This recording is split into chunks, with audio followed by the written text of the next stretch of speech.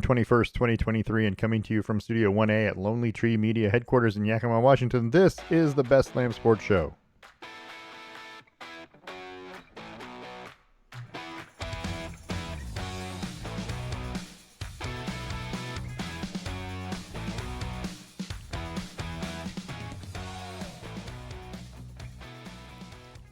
I'm your host, David Lamm. With me is my son, Parker. Say hello, Parker. Hello, Parker. Well, it's already better than last week. Yeah. Yeah. I think it's much better. And we had a much bigger crowd. We had people waiting outside to get tickets to get in. I mean, it's free, but anyway. So, much better crowd here tonight. And they're very quiet when they need to be. I like that. And you guys are the best crowd ever, by the way. Yeah. Don't rile them up. You know, you got to give them some love, right? That's what they're here for. That's why they waited in line all day. 6 hours, by the way, outside, out front. Down 39th Street. They were all the way down. Yeah. The neighbors are really mad about it, too. So, we are on YouTube. We're on Twitter at Lamm Sports. We're on Facebook under the Best Lamm Sports Show. You can send us an email, lambsports@gmail.com. And you can find us on our webpage. You can find the links to the past shows and the current trivia question on the webpage, which is lambsports.com. Please go to the webpage and, pick a show. They're all good. I mean, this is 113. This is our 113th episode. They're not all on the website. It won't hold them all, but there's a good 20 something of them on there. And some of them are better than others in terms of content, but we tend to go off topic every episode about something stupid. It's funny. We talk sports, but we talk about a bunch of other stuff. And I really like our new format, by the way. We talk a little bit about the topics at the beginning, and then the end is the discussion. Is it better? Yeah, I like it. I do. I like the second half. We can talk about. I like the second half. We can talk about just kind of whatever we decide beforehand, and then. But I think that's a good idea. I think it's great. So I think we're doing better. It's working. The last two shows have been fun. They have been, haven't they? Yeah, because we get to argue those little quotes or the little movies or whatever we were talking about. Right. So, all right. So, this week in sports, Max Verstappen continues his F1 dominance in Canada. The issue that caused Stefan Diggs to miss the start of OTAs was apparently related to his use in the offense and play calling. We're going to discuss that and some free agents that are out there in the NFL that might be able to help a team. Fairly large trade in the NBA involving the Suns and the Wizards. I mean, in terms of what, we'll talk about it. I think it's a fairly big deal, and I think the Phoenix Suns benefit. Just that's my personal opinion. But let's talk about that first. We're talking about the NBA first because it's our trivia question too. So we're going to talk about the NBA first. So right, we're going to go right into it. So the hang on, I got to get to things here. There we go. That's not what I wanted. It's always a little bit of a glitch, but that's okay. Phoenix Suns, Washington Wizards have pulled the trigger on a trade that sends Chris Paul to Washington in exchange for Bradley Beal. I think the Phoenix Suns are the beneficiaries of this trade in that Bradley Beal is younger. I think a better scorer. I would agree with that statement, yeah. I don't think he's quite the distributor Chris Paul is, but I don't think Chris Paul is Chris Paul from 7 years ago. I think this is going to help open up. Another scorer helps open up those avenues for Kevin Durant, DeAndre Ayton, those people like that. So, what do you think? I think that Bradley Beal is still an injury-prone person. Yeah. Over the last couple of seasons, and maybe his heart wasn't in it. Maybe he wasn't training as hard because he, played for Washington. It's Washington, and he didn't really care. So I don't know. We'll see if it's the resurgence in his career because he's really good. He's definitely a better scorer than Chris Paul. He's not as good a facilitator. So I don't know. I don't know if it's going to yield. Washington doesn't lose anything in this battle. It seems they keep a good player or a different player. Different good player, but they still have a good guard. Like nothing really changed for them, and they're still not a good team. With this person, without this person, with Beal, without Beal, they're still not a good team. But I think for the Suns, it gives you a little more youth. I say a little more because Bradley Beal isn't that much younger than Chris Paul, and he's had a lot more injuries in his career. So maybe true like age number wise, he's younger, but maybe the body's got more miles on it. So I'm Okay. not sure. Okay. So this is going to be Chris Paul's what 1, 2, 3, 4, 5, 6th NBA team. He's been around since 2005, 2006, so he's at the end of his career. He's going to be done.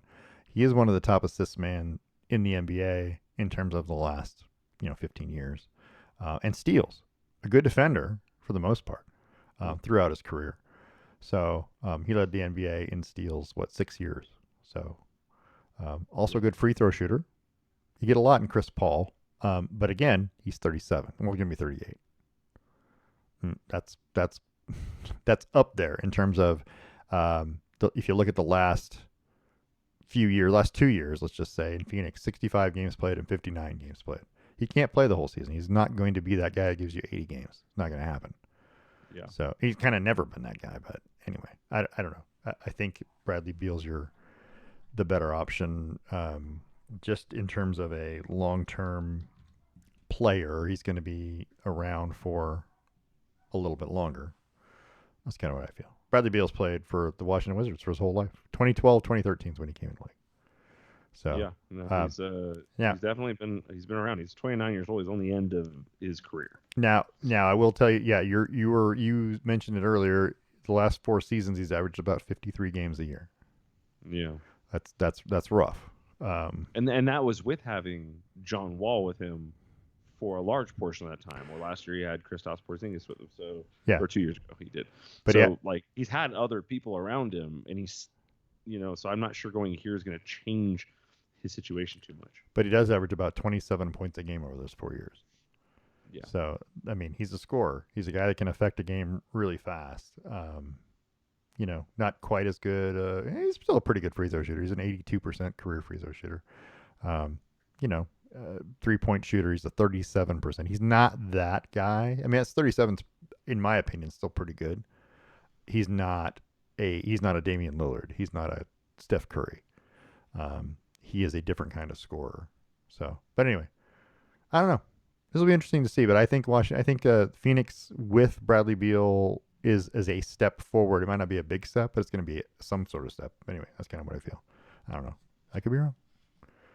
Kyle Kuzma is a free agent, declining a $13 million option with the Wizards. Yeah. I don't know. $13 million is a lot of money to turn down, isn't it? It is a hefty chunk of change. It is a hefty chunk of change. Kyle Kuzma thinks probably, I guess, that he can make more somewhere else or get on a better team, because it's got to be about the better team, right? Because Washington's terrible. Not terrible, not as terrible as they used to be, but they're still not great. I guess I don't know. There's 2 different reasons why you'd want out of a team. One is they're not paying you enough money. The other one is this team's never going to win a title, right? Right. And so I don't know what his particular feeling is, but I mean, when you've been in the NBA for a few years and you haven't had that opportunity, he played for the Lakers, right? He's got a title, right? Right. I don't know. He's got a bubble title. We're not going to count that. We're not going to count the bubble title. That is one of those things, and it's a side tangent for today's episode. But hey, this is our what we do. We're going to allow it. Yeah. Producers will allow it.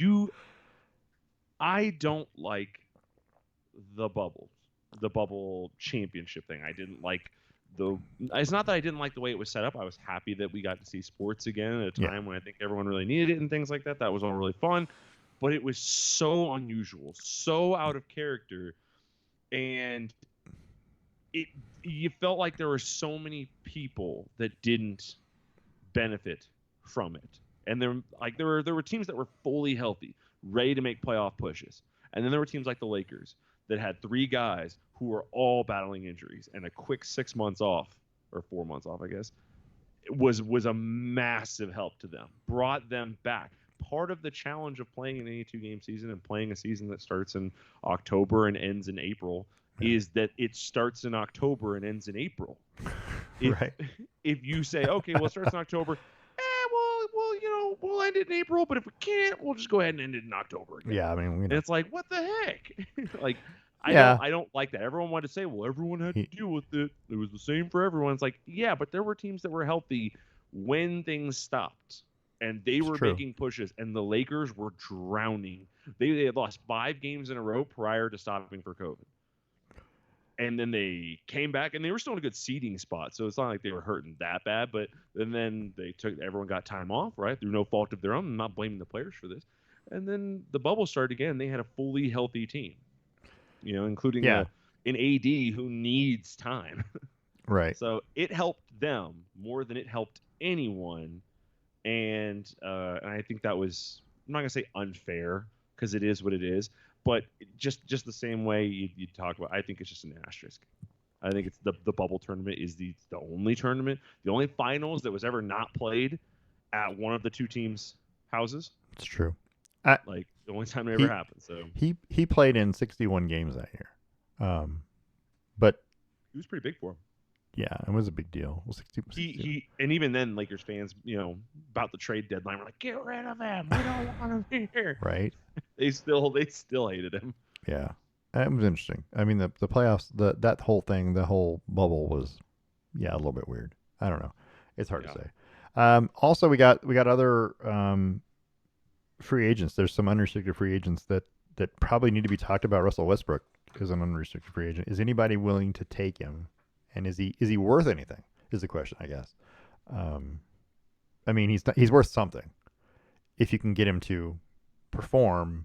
And I honestly think he's a bench guy. He's a sixth or seventh guy at this point. And that's hard to say about a guy who averaged a triple double, right, for a season. Yeah, maybe 4 years ago. I don't even remember how long it was, but 4 or 5. It just seems like he's the guy who comes off your bench now. Draymond Green, who still may sign with the Warriors, may re-sign, but he's available, right? That's a big. Yeah. As much as I have a problem with the, what do I want to say? It's not attitude, the bravado of Draymond Green, the way he presents himself and things, which is very straightforward and very, I'm the best, prove otherwise, kind of a guy. I mean, can you blame him? No, I mean, not really. At but this point, with this many titles, he's the beneficiary of playing with Curry and others. You know what I mean? Klay Thompson. You know what I mean? Here's what I'll give you there. Does Curry play defense? Not really. Klay does, though. Klay does. Yeah. I'm not gonna. Well, not so much anymore. Well, not the last. Draymond was the linchpin on defense for that team. He's the enforcer. He's the guy that does the dirty work. You're right.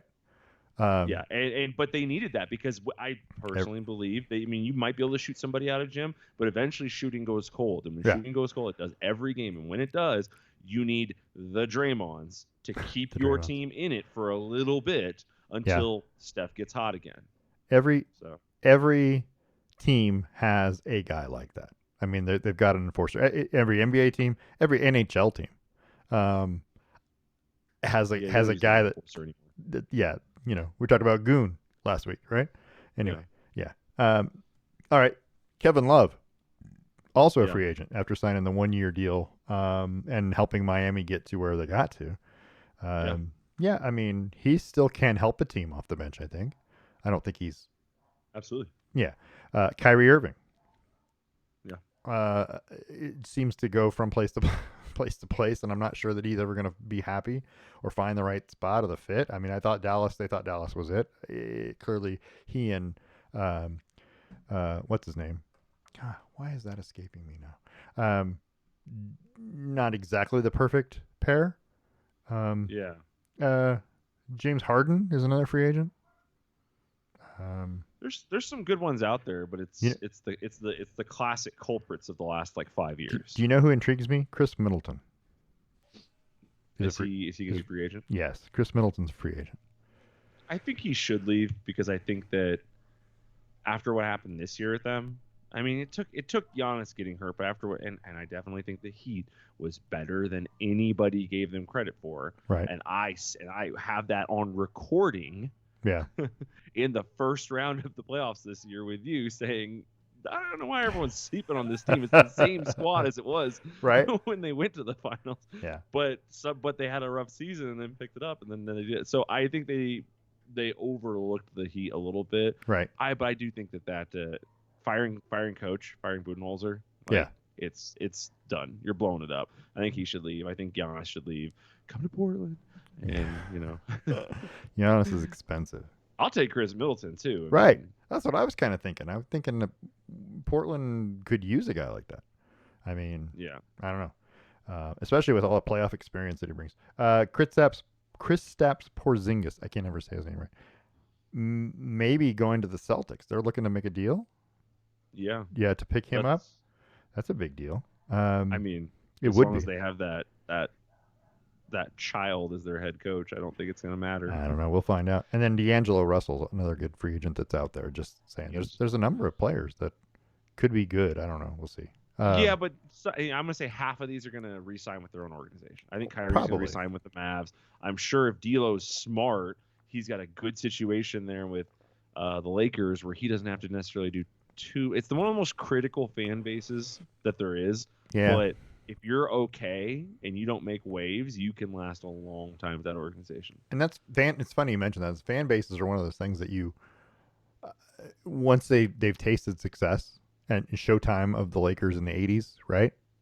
And all of a They're sudden rabid. Now. yeah, now it's like, oh, well, this guy sucks immediately. Oh, this is a terrible team or whatever. Comparatively, yeah, but they're not always that bad. Hey, they just won a But title. so I think oh man, that'd be a discussion for a different day. Worst fan bases in each sport. What's the worst fan base in each sport? Yeah, and that's I guess then that would be relative too because like Philadelphia has like the best fans when you're winning. When you're winning, they're the best fans ever. If you're not winning or you do something bad, it's terrible.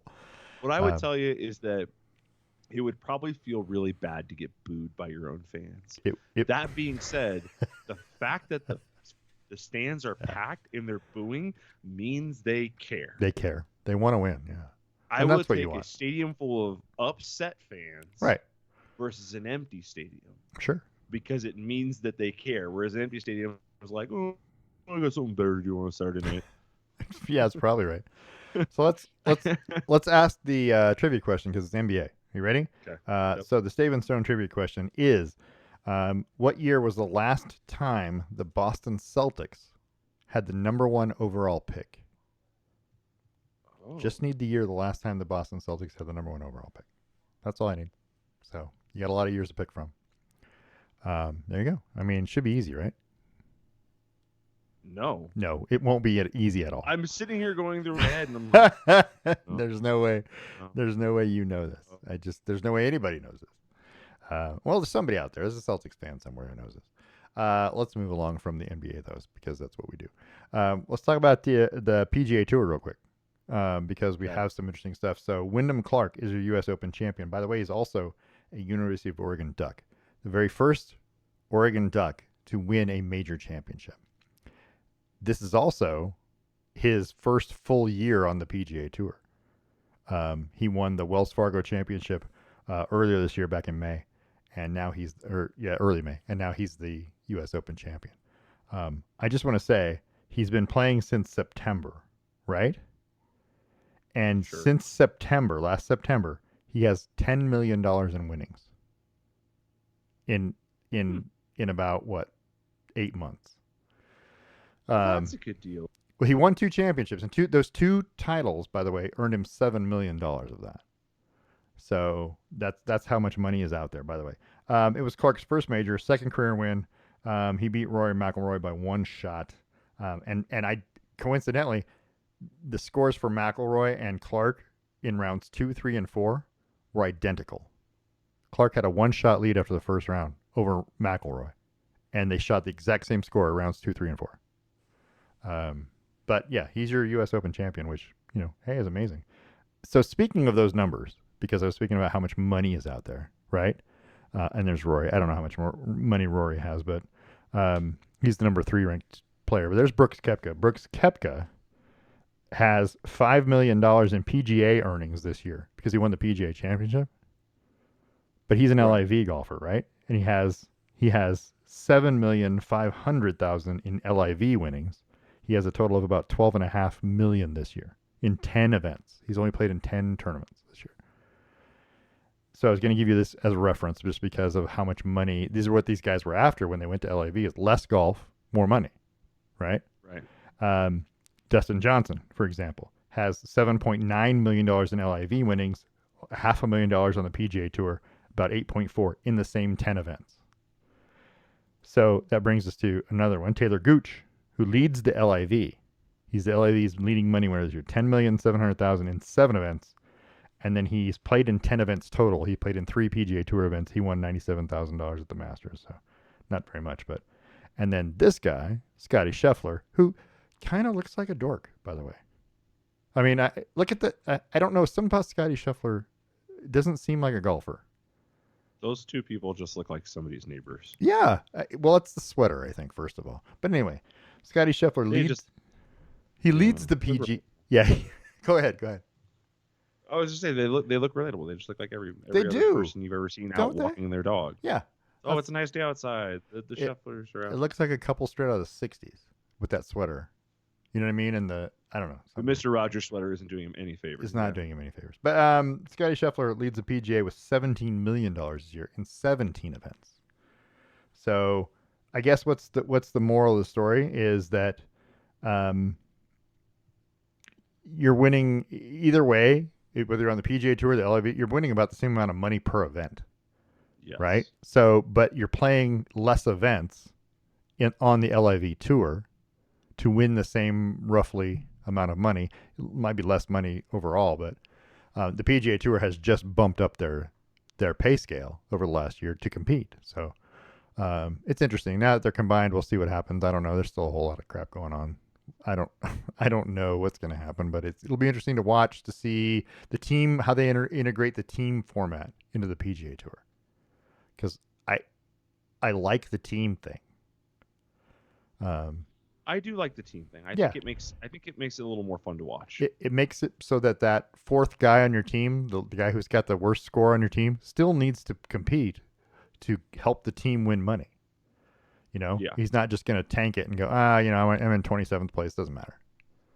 Yeah, it doesn't matter. It doesn't matter, right? He's just happy to be here. If I finish 20th every week, I can win like $6 million on the tour. He's just here so he doesn't get fined. Oh, man. That's later in the show. That's Oh, it's not on my list. It's not on my list either, but now that you mentioned it, I'm like, oh, That's man. a great one. That That is is- a legendary one. That is perfect. That is later in the show. Let's talk about the NFL for a minute. And I got a picture of snow because it made me feel good, by the way. The NFL and snow games are coming. Where was I? Stephon Diggs. Yeah, we asked last week, should we be making a big deal of Stephon Diggs missing day 1 of the mandatory OTAs? And what was the answer? I don't remember what we said. Did we say it was, yeah, they should have, or it should be a big deal, or it's not a big deal? I can't remember what we said. Well, we didn't really come to a consensus on whether it was okay or not okay. It just kind of was. It kind of fell on us to be like, well, they kind of got to figure out whatever the problem is first because we don't know. We don't even know what the problem was, and because Right. we don't know what the problem was, how could we possibly weigh in on whether it was okay or whether they should be worried? Because if he had, food poisoning, no, you shouldn't be worried. He's going to be fine. But Right. if that's what the dispute was over, but if he's like, I'm not getting paid enough to deal with this crap, then that's a different story. And yeah, you should be a little worried. And so now that we know that it's about his role in the offense and play calling in general, is that a good enough reason to miss the first day of camp? I don't. So we know that it was about his role in the offense and play calling in general, but we don't know what that means. We don't That's know true. if he shows up for his little interviews earlier in the week because his agent said he was there. So he did his physical and stuff earlier this week, and then on his way out the door, coach said, "Oh, hey, Steffi, let me tell you something real quick." And he's like, "Yeah, what's up?" And he's like, "We're not using you at all this year." Right. Like, yeah, then you have a right to be pissed. And he's like, okay, well then trade me. Well, we're not trading you either, so don't even. That's true. Like then he has a right to be pissed about his usage in the offense. But if he's just complaining about some, play calling, despite the, or maybe him not being involved enough or whatever, then those are gonna seem a little petty, and you got a little something to worry about because then you have a disgruntled person who's upset with a fundamental piece of your offense. True. And that's a little harder to deal with than anything else. So Right. I don't know. All right. That's just Mike Doyce on it. Right. So we also have a couple of free agents we didn't talk about in the NFL. Dalvin Cook. Yeah. He can definitely help a team. Now he's a little bit fumble prone. Mm. I mean, maybe more than a little bit. I'll say a lot of it. A lot of it, and that even goes back to college. But um, he he can rush for a lot of yards. I've had him on my fantasy football team a couple of different seasons, and he can definitely do you some good. The fumbles are a problem for the team, not so much in fantasy football. It's not that big a deal, but um, he's a good rushing running back. I don't know. There aren't that many running backs in the NFL that you feel comfortable with getting 1,000, 1,200 yards. Dalvin Cook's one of those guys. You just know he's going to get yards. I don't know. We'll see, but he said openly that he might want to play with DeAndre Hopkins, Yeah. who's also a free agent. Yeah. DeAndre Hopkins is getting to the end of his usefulness, I guess. Let's call it that. I don't know how old DeAndre Hopkins. I haven't looked it up. But he's definitely He's a little older. he's not as efficient as he was 5 years ago. He's not the same receiver, but he's still a dangerous threat. And if you can combine him with another dangerous threat, yeah, it makes him even more better. I don't know. We'll see what happens of that. I'm not saying that they're going to play together, but he has expressed interest that maybe they could be picked up by the same team. And yeah, maybe. I mean, I don't know who that team would be, but they can afford both of them. That's a thing in the NFL. The other free agents that you have out there, Jadeveon Clowney, is he worth anything still? Jadeveon Clowney? Yeah. Yeah, absolutely. Okay. He's still got tons of value. As just a third down rusher because he doesn't play every down. I mean, he's a true pass rusher. So Yeah. if you're trying to use him for anything too complicated or too much, then yeah, you're gonna be disappointed. If you're gonna try and use him all the time, you're gonna be disappointed. But if you're just, hey man, it's third down, we need your help. Perfect. He can do that. Yeah. All right. So I think he's still big and strong enough to hop in there for a play or two and go. You know who else is a free agent? Marcus Peters, cornerback, played for Baltimore last year. He has 32 career interceptions in 7 years. He led the league in interceptions with 8 in his rookie year when he played for Kansas City. He only had 1 last year, but he played in 13 games. But he does have 6 career interception returns for touchdowns too. He's a good player, Marcus Peters. I mean, he was the defensive rookie of the year in 2015. But he's up for free agency. He can definitely help a team. Melvin Ingram is another one. Yeah, Melvin Ingram is important. He's important. I think Melvin Ingram is severely underrated. Yeah. Yeah, I think that he's really important. But Marcus Peters, I think that's where you start to get like, okay, he actually seemed his play has deteriorated pretty drastically. Over the last few years. It has. I think he's lost that step, and as a cornerback, safety, maybe that's the next move is shift him to safety, and let him try and run out there. But you've got to be able to keep your legs underneath you. If you don't, you're gonna get burned. So Melvin Ingram last year played for the Dolphins. He played in 17 games. He only started 3. He didn't do much. He forced the fumble. He had 6 sacks. He did. So 6 sacks is a pretty good number. I mean, it's not terrible. Right. Not his career high is 10.5. He had 3 years in a row where he played for San Diego and the LA when they moved to LA, the Chargers. So he had 3 years in a row where he had 10.5, 8, and 10.5 sacks. I don't know. He's a 3-time Pro Bowler. That's a guy who can still do you some, again, pass rushing on third down. Yeah. It'd be interesting. You know who else is a free agent that I I think someone would be remiss if they didn't pick up, and that's Teddy Bridgewater. Maybe. I don't. I I don't think he's going to yield much.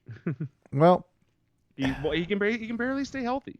that's the problem. If he can stay healthy, I think he's a great quarterback. The years that he stayed healthy, one in Carolina, one in Minnesota, where he played all 16 games, they were 11-5 Yeah. when he was there. And then one in Denver, where he played 14 games, they were 7-7. Which, if you're a Denver fan, I think you'd take. Just saying, and you are. I mean, I liked him in Denver Yeah, until he got hurt, and until he then got was hurt. absolutely useless And to us. and part of the problem is Got to stay healthy. he's already played on 6 teams or 5 teams. This will be his 6th team if he changes teams. So that's hard to do. Quarterbacks, especially, because you got to learn a brand new offense, a new offensive coordinator, and get used to a brand new set of receivers. And I know that's what OTA is. That's what all the camp is for. But it's not that easy. Their timing thing is huge between a wide receiver and a quarterback. To know how fast he is, to know hit the route which route he's going to take on an option. You know what I mean? You know that when you played with a guy for 3 or 4 years. You don't know that Right. when you first come in. Anyway, it'll be interesting. Yeah. So I don't know. It'll be interesting to see. Teddy Bridgewater, I think, is one of those guys that can be a great backup quarterback. You know what I mean? In terms Yeah. of come in and win even games. You don't feel like you've dropped off too much, provided he's there and he's healthy. Yeah. Yeah, there you go. That's what I was trying to say. I would agree. I would agree, but Teddy Bridgewater really got hosed by the Saints when he took that team and led them to a fantastic, Yeah, run throughout the season, and then they didn't reward him. yeah. So in 2019, he was 5-0 in 5 starts at Yeah, quarterback, right? absolutely killing it for him. The AP Comeback Player of the Year, right? Yeah, Because the year before he had played 5 games, and the year before that 1 game in Minnesota when he hurt himself in camp, right? I think it was like in yeah, training camp, yeah, when his knee got really bad injury. blown out. Yeah, I don't know. It'll be interesting, but I like Teddy Bridgewater as a quarterback. I think he's a good backup quarterback. He's a solid option. There are not many. Let's be honest. In the NFL, there are 15. I'm going to stretch it. 15 quality NFL quarterbacks. There are another 15, 16, 17 starting NFL quarterbacks that are meh. I mean, you could probably interchange them with each other and the team would still be the same. And then you've got that next tier of backup quarterbacks. There are not that many backup quarterbacks that you could put in and feel comfortable to win a football game for you. Yeah, Just a couple. Bridgewater's done that in a couple of different places. So anyway, I don't know. Yeah, Bridgewater's. I like Bridgewater. He'll find a place, but he'll never be the guy. important. That's true. Maybe. He'll never be important again. He'll just be And the guy that comes in when chaos happens. yeah, I was gonna say though, maybe at some point in time he plays for a team and a guy gets hurt. Maybe he needs to go to San Francisco. And they're already hurt already, so maybe I don't know. Every quarterback in San Francisco got hurt last year, right? So I don't know. There's Sounds about right. 3 of them. All right, let's talk about Formula One. Let's Uh, talk about it. let's talk about it. So Max Verstappen wins the Canadian Grand Prix um, in Montreal this past Sunday. It was an interesting race if you were watching anything but the leader. Max Verstappen was never really in question whether he was going to win or not. He had No. pole and he went out and he started a lead and he had like a 3 or 4 second lead like after 2 laps. And there was no choice. He was going to win unless he had a mechanical failure, which he didn't, or unless it started raining, which it didn't. Which it didn't. Yeah, Lewis Hamilton and Fernando Alonso battled for second place for quite a while. That was an Yeah. interesting thing to watch. But in the end, it finished 1-2-3 just like it qualified 1-2-3. So it was Verstappen, Boring. Alonso, Hamilton, right? I mean, the race itself was interesting between the two, but at the end it was the same. George Russell qualified fifth, crashed on lap 12 when he was in fourth place, and he had to pit with some substantial damage. I mean, there was his tire was off. The front nose had half of it was missing, right? The front wing. He had to go in the pit. Came back and he was eighth at one point. Yeah. And then all of a sudden they retired the car. Yeah, it must have had something that was going to be really detrimental. Like Yeah, there must have been something wrong with the car. It's like, okay, if we don't retire this, we could lose the whole car. right. Yeah, it was Yeah, interesting to me. I don't know. There's a picture, by the way, of the wall that he hit, leaving a part of his car behind. It was a he made a mistake. He made a he it went was George Russell's first real like, what the heck did you just do? right. He cut the corner and just it was yeah. He just took the wrong line through it and just swung wide. But to be fair, a number of guys brushed that wall, if not hit it full on. Yeah, Yeah. So there was that. And then you had the Ferraris, who finished 4-5. Ferrari. Yeah, and that was the best finish they've had in quite a while. So I thought that was nice. And then you had Alex Albon, who he ran the fastest Q2 lap in qualifying two. Right. Yeah, he was the number one going into Q3, but that was when it was raining. But still, from a Williams car, that was amazing to me. You know, Max Verstappen's a great wet weather driver. So is Lewis Hamilton, right? Those guys are good at doing that. But Alex Albon was the guy that was fastest in a car that is definitely not the fastest one on the track. And he ran the fastest lap, got into Q3, finished 10th in Q3 of the 10 guys. And then, so he started 10th, but he finished 7th, which I think is his best finish of this year. Alex Albon was driver of the day, as voted on by Sky Sports or whoever it is that votes on that. Yeah. Yeah, The people. the people. Yeah. So he did a great job. I thought it was fantastic, but I think the Ferraris were the beneficiaries of that day. Charles Leclerc was better than I've seen him drive this year, maybe. That's fair. Yeah, because he started I think in 10th or 11th, and then finished 4th, which I thought was pretty good. Carlos Sainz was kind of all over the place. I thought he was like had penalties or should have had penalties because in qualifying he was slowing people down. I don't know. Uh, he doesn't look. Carlos Sainz and Sergio Perez look. It's confusing. Like they're supposed to be really good drivers. Confusing. Yeah, it's confusing. They look like they're supposed to be really good drivers, and then when you watch Sergio Perez for the last 3 weeks has been kind of terrible. I mean, not terrible. I mean, he finished. I don't know what he finished in this race, like 8th or 9th. It's still not bad. It's just not what you expect from the Red Bull team. A guy with the fastest car, one of the fastest cars out there. Did Right. you watch the race?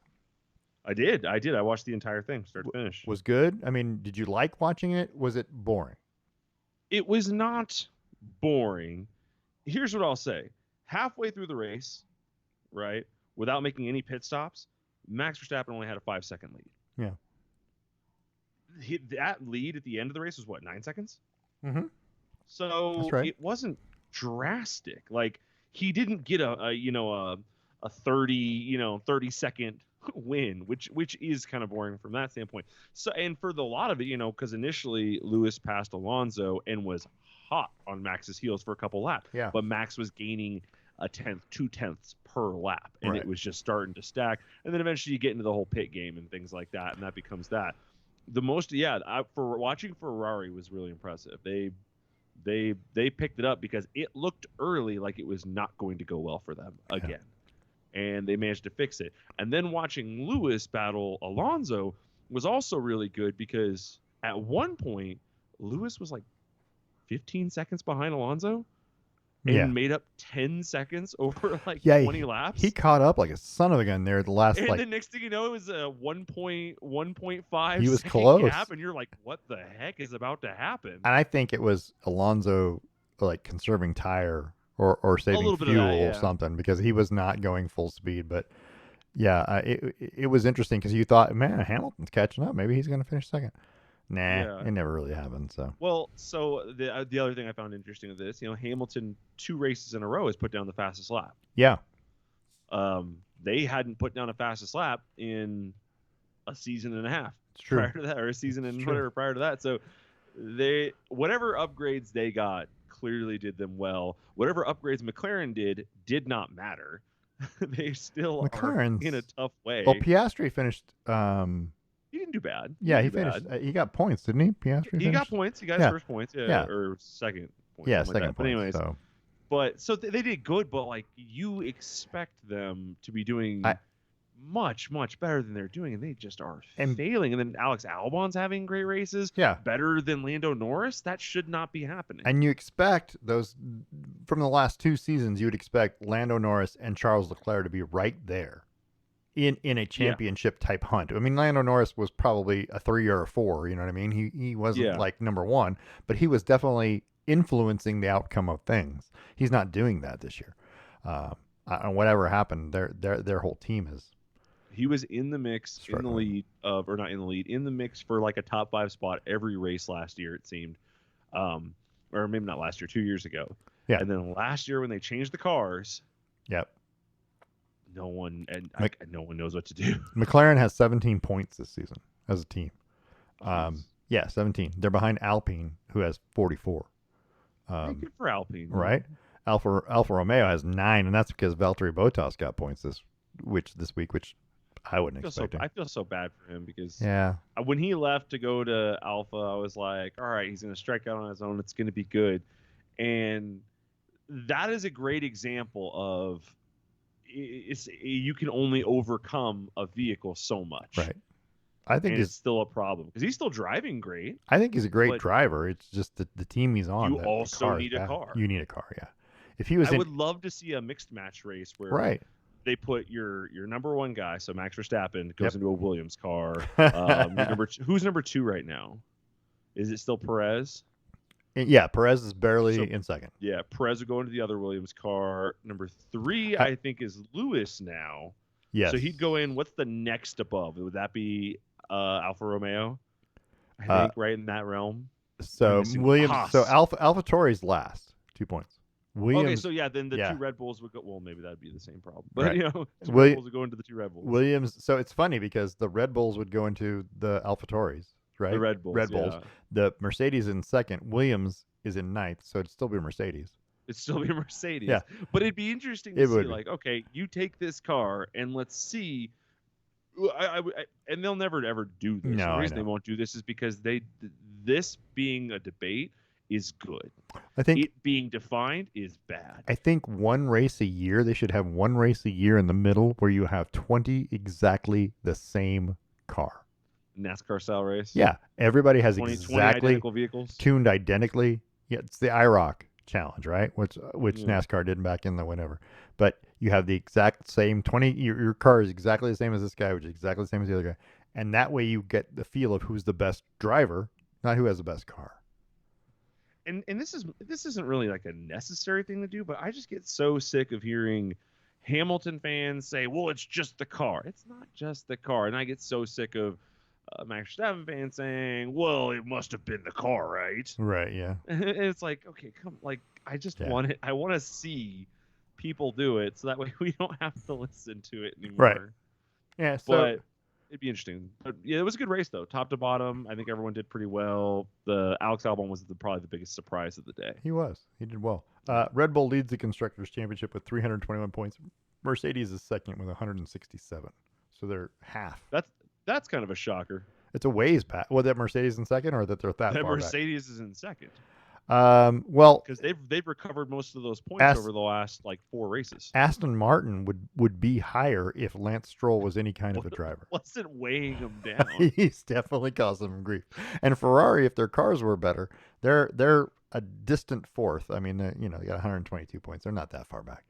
They're not that far back. It's no. pretty tight between second, third, and fourth. Yeah, second, third, and fourth, anybody's race still at this point. But I mean, I'm just saying that if Red Bull doesn't score a single point in the next 4 races, and Mercedes wins first and second in every single race, that's what it would take for them to pass Red Bull Yeah. and take the lead. That's not going to happen. Here come the pit maneuvers. You put it out there in the universe. Yeah, whatever.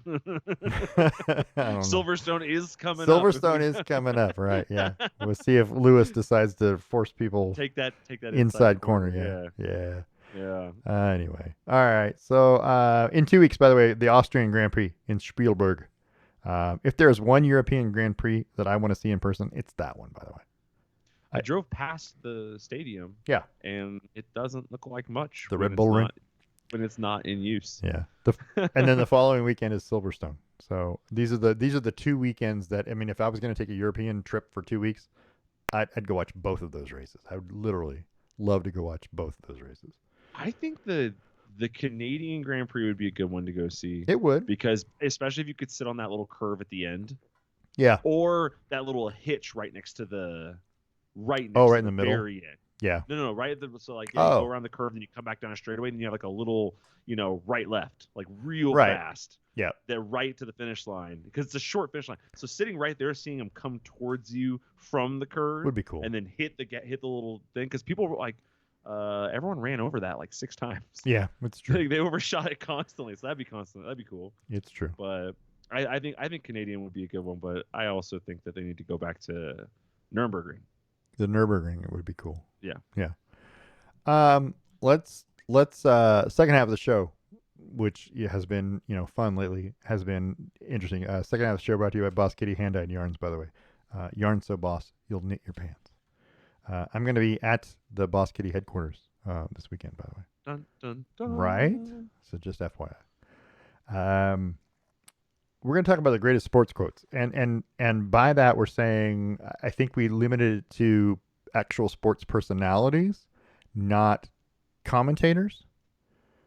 Am I right?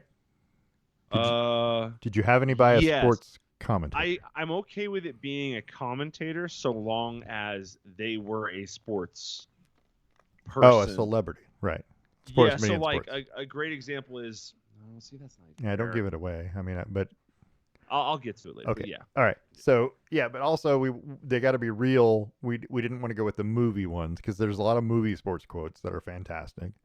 Yeah. First, you last. I mean, that's a classic right there, right off the bat. That movie is full of them. I wake up and I have this excellence. That movie is one of the best quotable movies I've ever seen.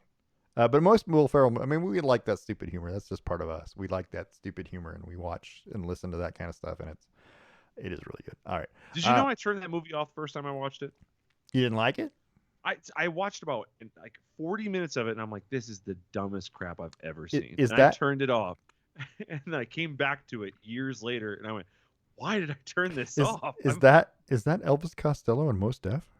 Anyway, right?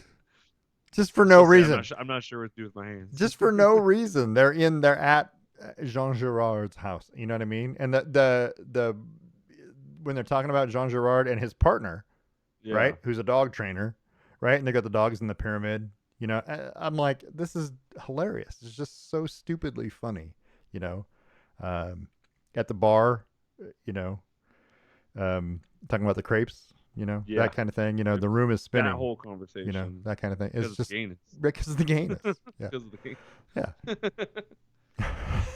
It's one of the funniest scenes ever. We'll do a show down the line where it's our favorite sports quotes from movies. Are those really thin pancakes? Yeah. He goes, oh, I had a mess of those this morning. Anyway. And then I love that John Gerard's like, perhaps it's a good compromise. Yeah, he's willing to be reasonable about it. He's okay. We just say I love really, really thin pancakes. No, not doing it. These colors don't bleed. These colors. I was just gonna say that. Oh my god! All right, we'll have to go over lines from sports and movies at some point in time, and 4 of the 5 will be from Talladega Nights, I'm sure. That's not true. I've got some other ones that I love, that I listen, every time. And you know what? I'm already giving one away. All right, you ready? So when we were looking at this, I was posting this on YouTube that we're going to do this tonight, and somebody posted a quote from a movie, sports movie, and I'm like, okay, we're not going to do the movie ones because we just covered the movies, best movies. Right. We're not going to cover those quotes, but we want them from real personalities. However, the cold is like a one man. The football's like a one man cold to Clifford Franklin. Clifford Franklin's the only one catching it. He's the only one coming down with it. Is one of the best quotes from a movie I've ever heard. And I'm like, I like that movie's got a bunch of them. We'll get those ones. Yeah, we'll get to that. All right, so here's what we're gonna do. Do you want to start? Yeah, sure. I'll go with the first one. Okay, what you got? All right, so famous sports quotes. I'll go with a really funny one. Okay. So it's Charles Barkley. Okay. This is what I said about like commentator. Oh, he did it as a commentator. Yeah. I think he did it as a commentator. I actually don't know when he did it, but he said, I heard Tanya Harding is calling herself the Charles Barkley of figure skating. I was going to sue her for defamation of character, but then I realized I have no character. Yeah, This is, I don't know if this one should count because it's not really about sports, but it's also about Tanya Harding and it's Charles Barkley saying it. It's Char- just such a goofy quote. Charles Barkley is a character. I mean, let's be honest. But then I realized I have no But character. there What is, I have a no good character. one. Okay. All right. I like that one. I'm gonna give you one of mine. You ready? Let's see. Gary Player, South Mm, African golfer, right? yeah. Who was asked about being lucky, and he said, "The more I practice, the luckier I get." That's one of those quotes I go, "Yeah, that's true." You know what I mean? The better you That's a are, good lesson for everyone. lucky is a relative term. You know what I mean? You get luckier because you're really good at things, and that's just a life lesson. That's way down my list, the number 5 thing. But I like the quote because you don't think about it like that. But guys who look like they got lucky are good at things. Yeah. Yeah, Yeah. I yeah, if you look like you got lucky, it's either it is exactly that, right, or you've been, oh wow, there's a lot of thunder outside, or you've been practicing for a long time to get to this point. right. So that's usually what I think it is. All right, what That's else a you good got? one. I like that. Yeah, All right. Do you want a funny one, doesn't or do you matter. want to, or do you? Pick Okay. one. Okay. This is a good one. Jessica Enos Hill, track runner. Mm-hmm. The only one who can tell you you can't win is you, and you don't have to listen. It's a good one. It's a good one. That's a motivational Nice, one. positive. Yep, Ignore yourself. Ignore your yep. doubts type of situation. I like You that. you can do this kind of a thing. Yeah. I like that. Let me give you another one here. The rest of mine are kind of funny. Let's see which one's the best one. So I'm going to give you Bruce Coslett, former NFL head coach. Sure. When he was being asked about a player's injury status on his team, he said, "I don't know what he has. A pulled groin, a hip flexor. I don't know. I pulled something. I never pulled anything. You can't pull fat." Can't pull fat. That is a good one. Yeah, right. You So can't pull fat. right. Oh man. All Yeah, right. That's that. Wait. So who is this guy again? Bruce Coslett. He used to coach the Jets and the Bengals and He a a big guy? couple other teams. Not really. He's just not in shape. He just doesn't think he's in shape. He's not really a big guy. He just Oh, I'm kind of looking at a like, picture of you. Looks kind of nerdy. yeah, he's kind of Glasses. nerdy. Yeah, Yeah. you Yeah. can't He pull. doesn't look like he's not in shape. No, but you Yeah. can't pull fat. I mean, if you're not working out, then you're not muscly. I guess I don't know. It was just funny to listen to him say it. I don't know. I Yeah. never pulled anything. You can't pull fat. Well, all right. So my next one is a classic, Michael Jordan. Yeah. I never lost a game. I just ran out of time. Yeah. Yeah. That's a classic. That's a good That's one. so far I've given you a funny one, a motivational one, and then kind of a cocky win at all times one. So Right. Yeah. kind of trying to hit all sides. But I've seen this one in a lot of places before, and I really like that one. I just ran out of time. Right. I'm gonna give you Joe Theismann, former quarterback and Hall of Famer. Nobody in football should be called a genius. A genius is a guy like Norman Einstein. So Everyone knows Norman Einstein. Norman Einstein. I think it's Albert's brother, but I'm not sure. All I'm saying is, yeah, he might not be a genius. I mean, he's probably right then, right? Yeah. Yeah. I mean, that's funny. Anyway, That's so stupid. Norman Einstein. Yeah. All right. I saw another good one. And I kind of steered clear of some of the classics, like the ones that we joked about off We'll here. talk things about like that in a minute. Yeah. I'm sure.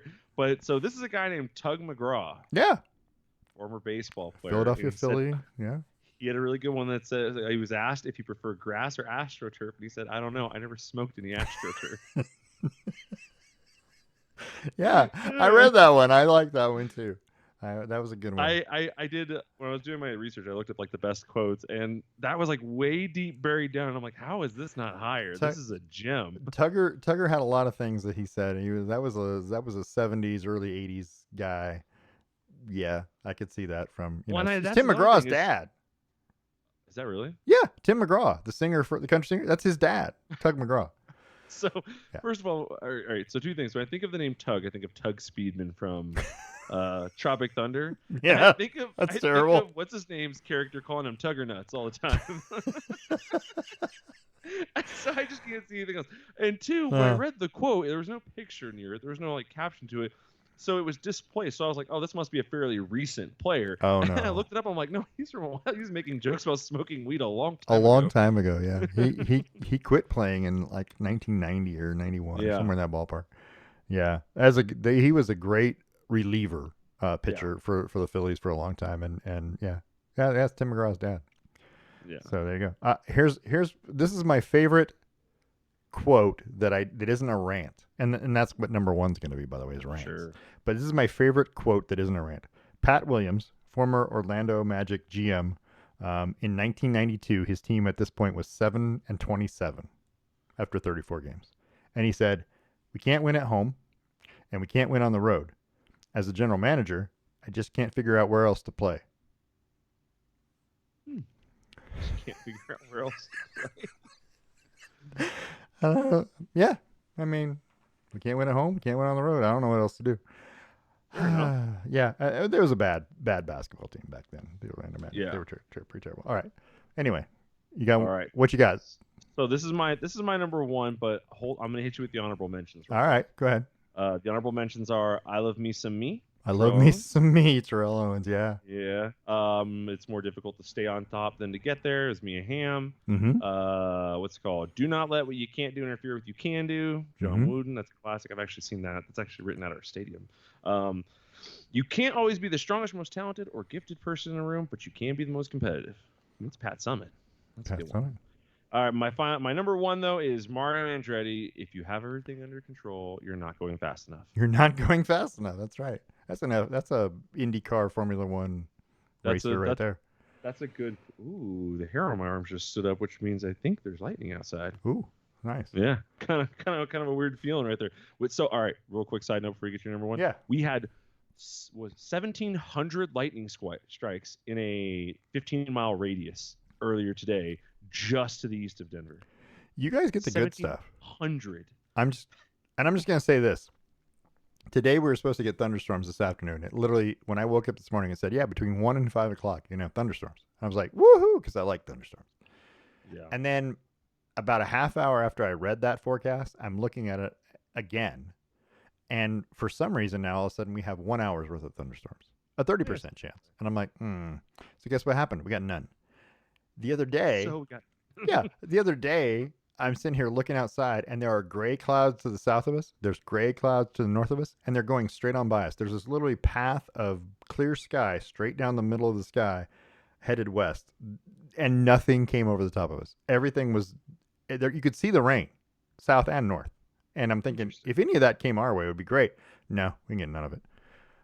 We're in a Yeah. black hole for thunderstorms. We're So- getting we're getting these really weird winds that are just kind of like so the storm right now is moving from east to west, which is kind of unusual. The storm earlier today though was moving from west to east. Like it keeps happening like that. You're- The winds keep changing. You're in a weird spot. You've got the stuff coming out of the south, the warm weather. You got the cold stuff coming from the north. You got stuff coming over the mountains. The plains are to the east, and it's Catch weird. some wild stuff. Yeah, I like that. I mean, I like thunderstorms, so I enjoy it. But Well, come out to visit the right time. You get plenty of them. right. So what's your number one? So my number one is a tie. It's a 5-way tie.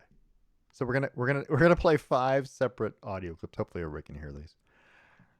These are the best quotes that are rants, where someone went off and said whatever they said for however long they said it. But these are the best. These are the most probably recognizable quotes in sports. So here's number one. Hurt. Yeah. Hold on. I mean, simple as that. It ain't about that. I mean, it's not about that at all. You know what I'm saying? I mean, but it's easy to talk about. It's easy to sum it up when you just talk about practice. We sitting here, I'm supposed to be the franchise player, and we're in here talking about practice. I mean, listen, we talking about practice. Not a game. We talking about practice. So that's Allen Iverson, of course, in May 7th, 2002, when they were asking him about missing a practice and Larry Brown, his relationship with the coach, Larry Brown. And he goes on to say practice 22 times, by the way, during this 20-something minute interview after a game. it's probably one of the most recognizable sports moments ever. And as is what I always say. Anytime anybody ever says practice, that's the first thing I say. Practice. We're talking about practice. I can't hear practice without saying exactly You that. you can't. That is exactly right. That is the very first thing you think of in practice. Here's another word you can't hear without knowing this quote. Playoffs? Don't talk about playoffs. You kidding me? Playoffs? I just hope we can win a game. And that was a disgraceful.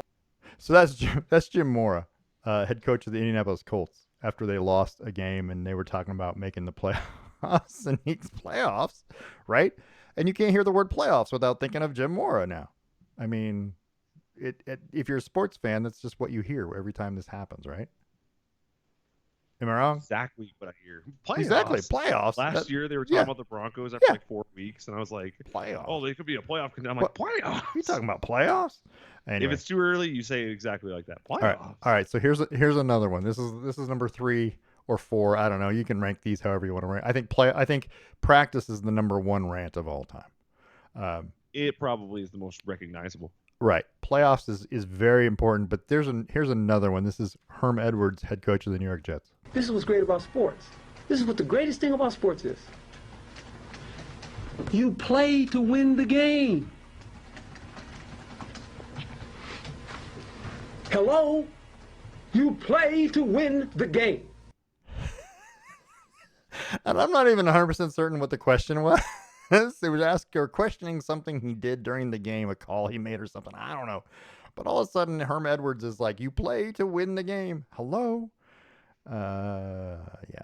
So they were probably asking about tanking. Right. But I mean, this is the great thing about sports. And I love Herm Edwards, the fire that's there, when he says it. He's looking right at the reporter and going, what the hell are you talking about, dude? All right, so I'm gonna go with the next one. So here's the next one that everyone knows. When we talk about the Chicago Bears. But they are who we thought they were, and we let them off the hook. Thanks, Coach. That's good one. Thanks, Coach. He goes, if you want to crown them, crown their ass. I don't know. They lost a game that they were winning, and they shouldn't have lost, but they lost anyway. That was Dennis Green, the head coach of the Arizona Cardinals, after losing to the Chicago Bears. I don't know. That rant was a little weird, but I like that. They are who we thought they were, and we let them off the hook. All right. So that's what I say every time that someone snatches defeat from the jaws of victory. Right? They thought they were. They are who we thought they were. That's a good one. And here's my favorite. This is my favorite quote or favorite rant. And it isn't probably the best one. I just like this rant in general. If you ever played quarterback at Oklahoma State, here you go. Come after me. I'm a man. I'm 40. I'm not a kid.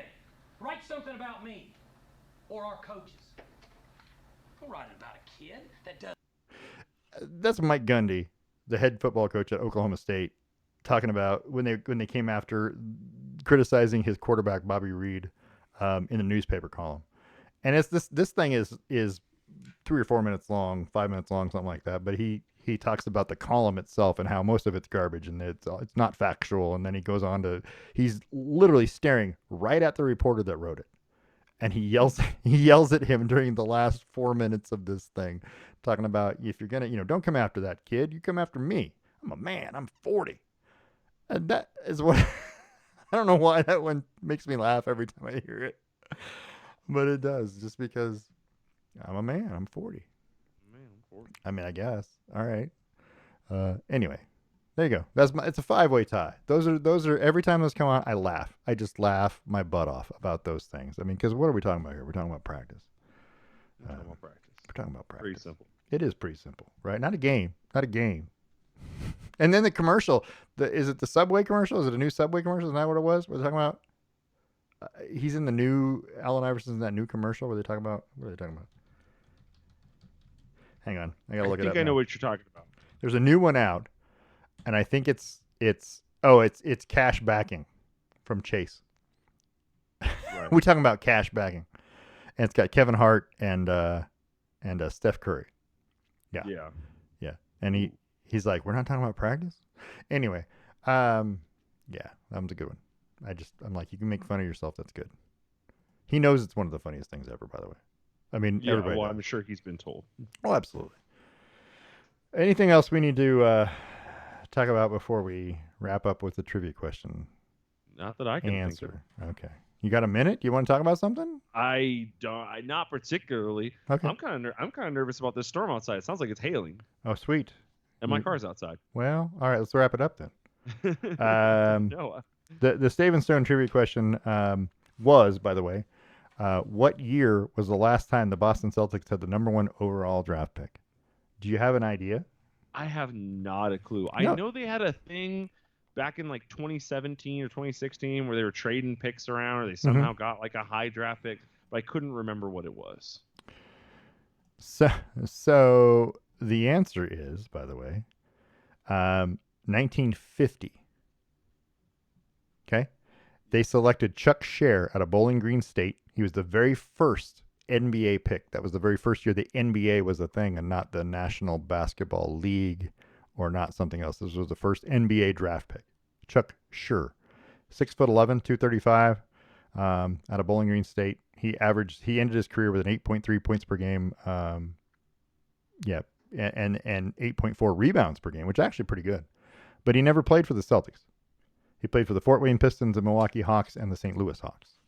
Interesting. Yeah, but he was the very first. That's the different trivia question in and of itself. He was the very first NBA draft pick. So Nice. So there you go. First NBA draft pick and never played for the Celtics. And he never played for the team that drafted him. So the very first pick ever never played for the team that drafted him. And I thought that was fun. We're going into the NBA draft this week, which starts tomorrow, by the way. Yeah. If you're interested in watching the NBA draft, and the first pick is nothing, but the next two are going to be interesting. I think Wembanyama is going #1, right, to San Antonio, and then it's a matter of Scoot Henderson or Miller. One of those two guys is going to Charlotte, and the other one's going to Portland, unless some gigantic trade happens.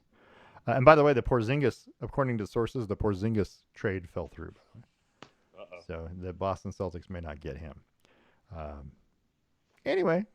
Find out in a couple days. We're going to find out in a couple days. We'll have all that and more next week when we talk about the NBA draft. Anyway, it starts tomorrow is it on ESPN? I don't know. I'm trying to look it up. I'm trying to look the it NBA up. draft? Yeah. I bet it's on NBA TV. It might be. I'm trying to look it up right now and see if I can get this thing to come up, but nothing's coming up. ESPN, ABC. So probably locally ABC. Yep. There you go. There you go. So if you're a Blazer fan, the Blazers have the 3 pick.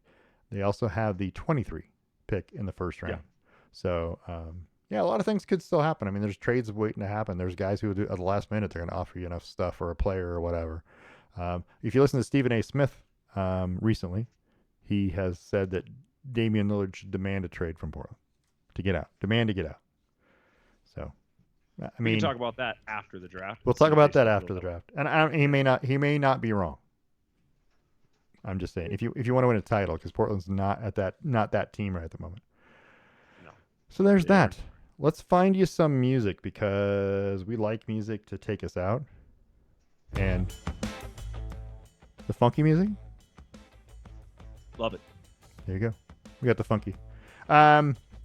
Again, we're on YouTube every week. We're on Twitter at Lamm Sports, or on Facebook under the Best Lamm Sports Show. You can send us an email, lambsports@gmail.com. Don't forget to go to the website, lambsports.com. You can find links to the past shows. The current trivia question is always on there. And if you go onto YouTube, like I said, type in the Best Lamm Sports Show, and you'll find all of our shows are on there, either the recorded versions or the live versions. It's still being recorded, so it's still on there. You can see it. They have all of the shows since we've been doing shows. They actually have more storage space than our website does. So if you're looking for an old show, that's the place to go. They're all a lot of fun. I mean, we have a lot of fun with this. I want to thank ESPN, Fox Sports, NBC Sports, ABC Sports, CBS Sports, the NBA, the NFL, the NCAA, PGA, the Live Golf, Formula One, and of course our sponsors, the Range in Yakima, Boss Kitty Yarns, and Stave and Stone Wine Estates in Hood River. This has been a Brain Rock production, a division of Lonely Tree Media, LLC. I want to thank you for listening, and we'll see you next week. It is funky music. I like it.